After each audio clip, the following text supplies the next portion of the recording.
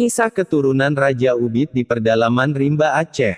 Hidup terisolir selama puluhan tahun di tengah hutan membuat keturunan Raja Ubid tak tersentuh peradaban modern. Mereka yang dulunya melarikan diri dari kejaran Belanda dari Kemala Tangsei ke pedalaman pucuk Gunung Hitam. Ironisnya, mereka baru mengetahui jika Indonesia sudah merdeka pada tahun 1985. Bahkan sampai saat ini ada di antara mereka yang tak pernah makan garam takut turun gunung karena menganggap negeri masih dikuasai Belanda. Bagaimana kisahnya? Raja Ubid adalah Raja Kemala Tangsei Aceh Pidi yang membawa pengikut dan keturunannya ke Gunung Hitam di gugusan Bukit Barisan di Nagan Raya untuk menghindari kejaran penjajah Belanda.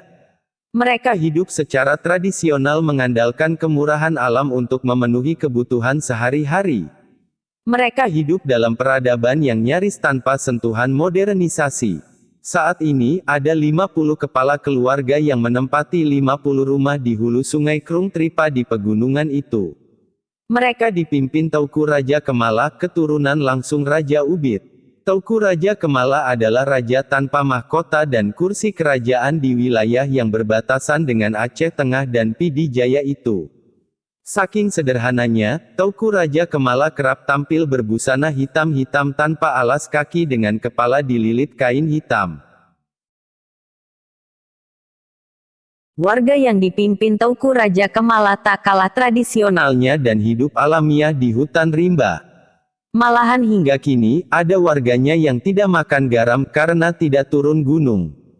Selain 50 rumah yang berada di pucuk Gunung Hitam itu, komunitas turunan Raja Ubid, yang sudah menikmati perubahan alias modernisasi, membuka pemukiman baru di Gunung Kong.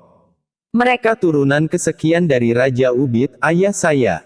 Mereka turun gunung pada tahun 80-an, semasa Gubernur Ibrahim Hasan, ujar Teuku Raja Kemala dalam bahasa Aceh kental yang diterjemahi oleh Saifuddin Junaidi, 59 tahun.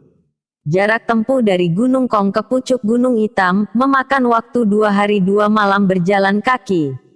Jalannya hanya setapak dan melintasi bebatuan juga hutan rimba. Ironisnya, kehidupan warga pedalaman yang dulunya melarikan diri dari kejaran Belanda dari Kemala Tangsei, Pidi, ke pedalaman pucuk Gunung Hitam ini baru mengetahui kalau Indonesia merdeka, semasa Gubernur Ibrahim Hasan atau tepatnya tahun 1985.